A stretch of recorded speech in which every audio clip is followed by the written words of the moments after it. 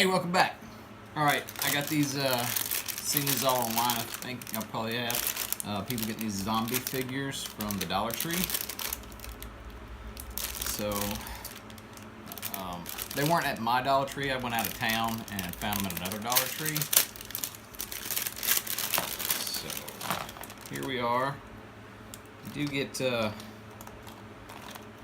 cool large. You can use as hellhounds or some kind of undead zombie dog. Paint them up. You get some large tombstones, which they are pretty big for mini scale.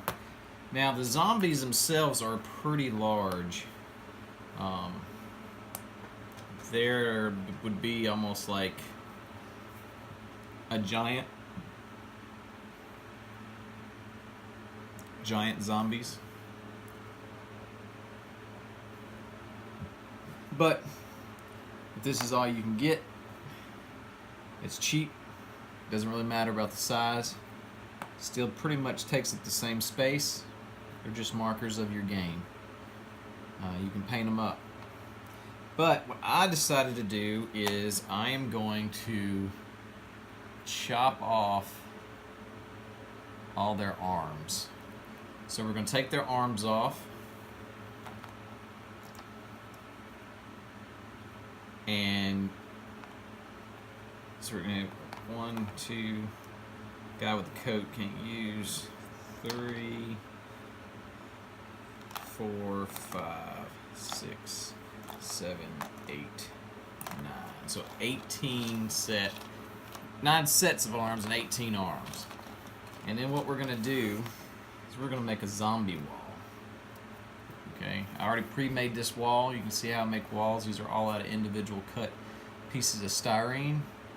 I hot glued them all together, put a layer of Mod Podge on it, and then gray painted it with acrylic, 3 different colors, sort of give it that stone look. And we're also going to use one of our skulls that we got off the skull Halloween rings from the Dollar Tree. Just where I cut the ring part off and left the skull.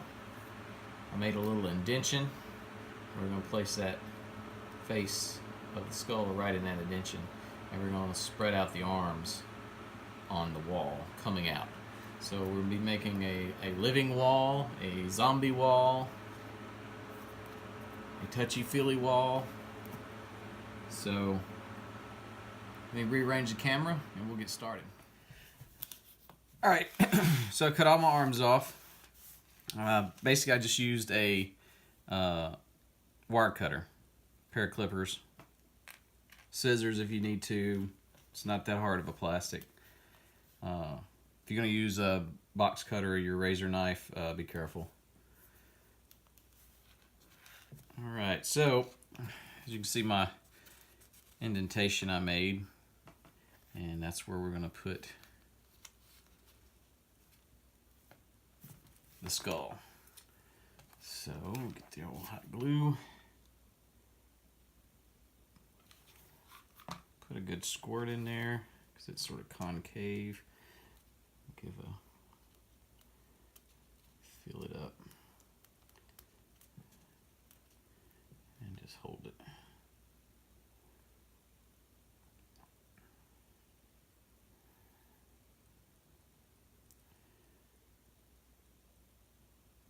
Remember, it's plastic, so the hot glue is going to heat it up too, so it can cause it to warp because it's going to heat that plastic up just a little bit, so you want to hold it where it needs to be.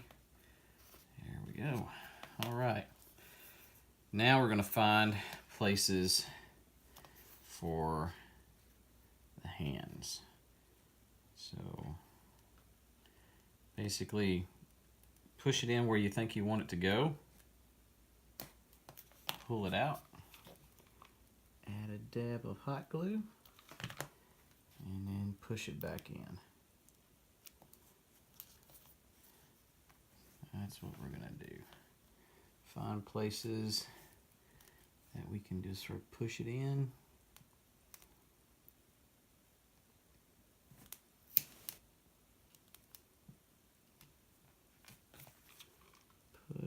hot glue.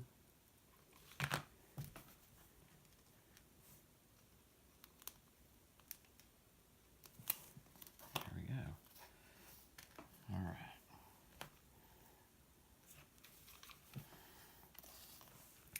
And if you need to make a space, remember your hot glue gun tip is pretty hot. If you want to put a space like right in the middle of a stone, just sort of melt it down. Melt your little hole, put your little hot glue in there. And there you have it.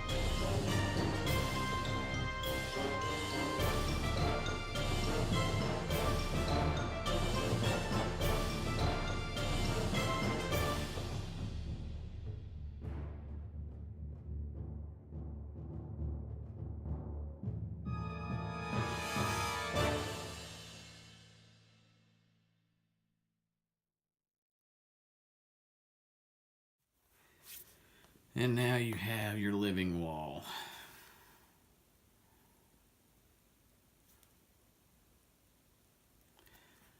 All right, the arms are gray, so just by leaving them like that, it looks like maybe the wall itself, they're stone. Or you can, if you want to paint them fleshy color, undead looking.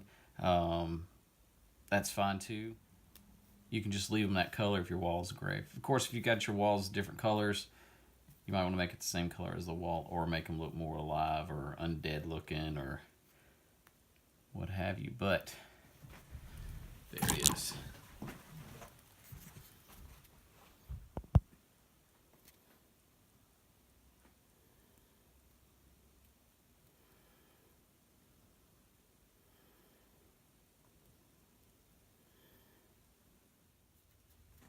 The living wall, zombie wall, whatever you want to do it. You'll probably find a little interesting segment of your game for it. You can make several of these.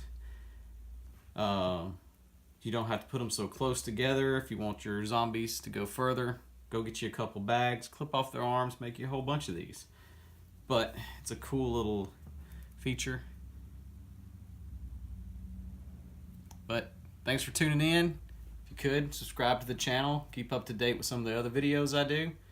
Hit the like button if this is something that interests you. And the table calls.